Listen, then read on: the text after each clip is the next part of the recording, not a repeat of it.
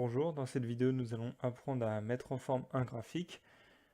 Pour cela nous avons créé au préalable un graphique qui représente la moyenne horaire par service.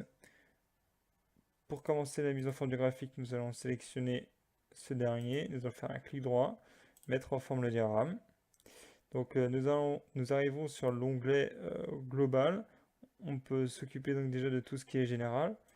On peut tout simplement définir la largeur et la hauteur de ce dernier.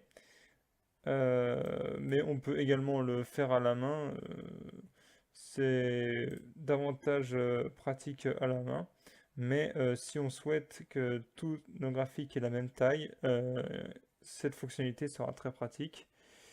On peut également sélectionner différentes options. Toutes ne sont pas intéressantes, mais certaines peuvent l'être. Par exemple, on peut décider de masquer ou non le graphique. Donc nous allons décider de le montrer. Afficher ou non les erreurs relatives aux données incompatibles, etc. Nous allons passer au deuxième onglet qui est affichage de la zone. Donc ici on peut décider de rendre visible un titre ou non. Donc nous allons faire. Nous allons éditer le titre. Donc on va tout simplement mettre moyenne horaire en fonction des services. On peut également régler le fait que l'axe des abscisses soit visible ou non. Hop, pardon. Donc là, il n'y a plus d'axe des abscisses. On peut décider de supprimer le titre de l'axe, c'est ce que nous allons faire. C'est la même chose pour l'axe des ordonnées, nous allons décider de garder le titre. On peut également afficher les données. Donc là, ça ne se voit pas très bien, mais il y a les données en gris qui sont apparues. On passe maintenant à propriété de l'indicateur. Ici, on pourra tout simplement décider de changer de diagramme, enfin de type de diagramme. On peut sélectionner courbe, surface, et nous allons rester sur les barres. Onglet suivant, valeur des données.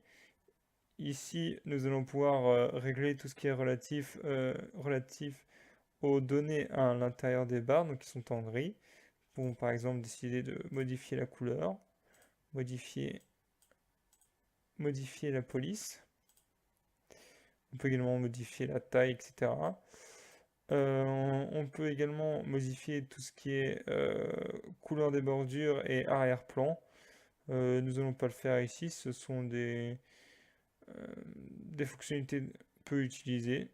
On applique, on peut voir que c'est déjà beaucoup plus lisible. On passe à la section suivante. On peut choisir de présenter soit son graphique en 2D ou en 3D. Nous allons choisir de garder le graphique en 2D. On peut également sélectionner la palette que nous souhaitons appliquer à notre graphique. Il y a des palettes préfaites, mais on peut également choisir de faire sa propre palette, par exemple nouveau, et on sélectionne les couleurs, la première, la seconde, la troisième, la quatrième couleur, etc. Ici, il n'y a qu'une seule couleur de notre graphique, donc ça n'a pas beaucoup d'importance. On peut prendre par exemple un bleu pâle. Ok, ok, on applique. Voilà, on peut constater que la couleur de notre graphique a changé. En ce qui concerne la suite, euh, on peut choisir d'arrondir les bordures des colonnes. Voilà, ça donne un effet arrondi. On peut sélectionner certains effets relatifs aux barres, mais nous allons décider de rester simple, on va pas en mettre.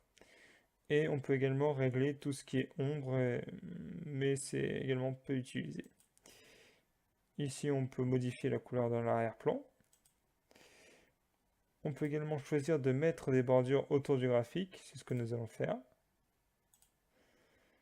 Et enfin, tout ce qui est présentation au niveau du graphique, c'est-à-dire si on le met sur une nouvelle page ou non. Nous allons passer maintenant à la section titre. C'est ce que nous avons déjà commencé à modifier, mais nous pouvons constater que le titre n'est pas au milieu. Pour cela, il suffit de cliquer ici, dans la partie texte. On applique. Il est également possible de modifier tout ce qui est relatif au titre ici. Et de modifier la couleur de l'arrière-plan. On passe à la partie légende. Ici, c'est tout ce qui est relatif à la moyenne du taux horaire que nous pouvons voir ici. Donc on peut choisir de rendre cette partie-là invisible. C'est ce que nous allons faire. Et donc il était également possible de modifier la police des caractères de la légende, etc. Et le titre de la légende. Sur l'axe des abscisses, il est également possible de régler un certain nombre de paramètres, notamment la couleur de l'axe, la couleur de la grille, la police de caractère. Au niveau du titre, il est également possible de régler les mêmes fonctionnalités qu'on peut retrouver par exemple sur le titre du graphique. La même chose en ce qui concerne l'axe et les ordonnées. Et enfin, la zone de traçage. Ceci va nous permettre par exemple de modifier l'épaisseur du trait. Donc on peut choisir par exemple 2 cm. On applique, excusez-moi, 2 cm. Voilà. On va partir sur 1,5 cm par exemple, que l'on applique. Nous cliquons sur OK. Et voilà notre graphique mis en forme.